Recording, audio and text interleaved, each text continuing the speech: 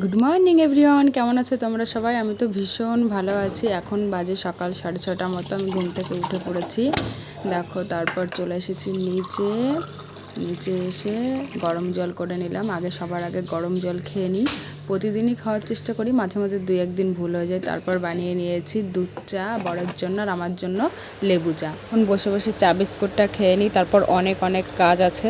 আর এই বিস্কুটটা না দারুণ খেতে, আমার শ্বশুরমশাই বাজার থেকে কিনে এনে। চলো বাকি কাজকর্ম সেরে নেক। সবার আগে বিছানাটা সুন্দর করে পাল্টে নিলাম আর পরিষ্কার করে নিয়েছি বিছানাটা। আর এই বিছানাগুলো আজকে আর কাচবো না।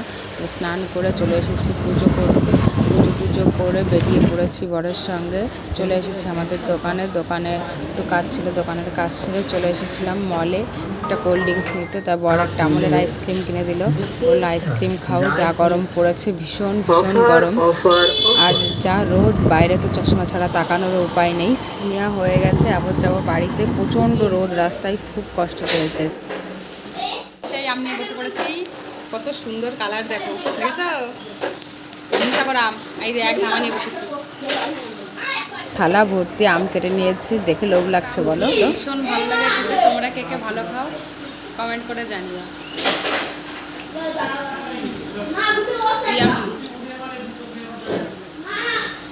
এই দেখো কত বড় আম, শক্ত তো, অনেক ওজন। মা তা তো কুড়ি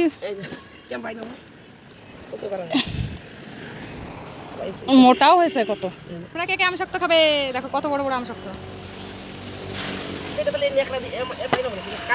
আম শক্ত দিয়েছে, উঁচু করতে পারতেছে না।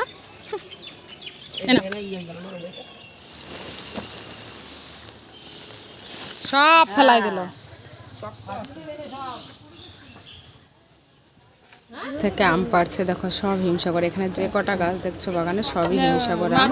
আর ভাই পেড়ে দিচ্ছে, আর এখানে দেখো বৌদি মা মিলিয়ে গুছিয়ে দিচ্ছে আমার জন্য। আর এই দেখো এখানে বেলুনটা নিয়ে মজা করছে আমার বর। এইরকম একটা বাঁশি বেলুন বানিয়ে দিয়েছে, ওদের খুব মজা করছিল। বিকালের নাগাদ আমি আবারও গাছে উঠেছিলাম, নিজে হাতে গাছ থেকে আম পেড়েছি।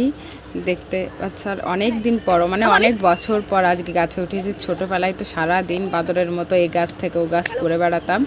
তারপর মা এই যে মাংস রান্না করেছে, তো মাংস আর ভাত দিয়ে দিল। প্রথমে একটু কষা খেয়ে নিয়েছি, তারপর ভাত দিয়ে দিয়েছে। আর পেট পুরো ভরে গেছে আমকে, ভাত আর খেতে পারিনি। লাস্টে ভাইকে খাইয়ে দিয়ে আমি এবার বাড়ির দিকে চললাম।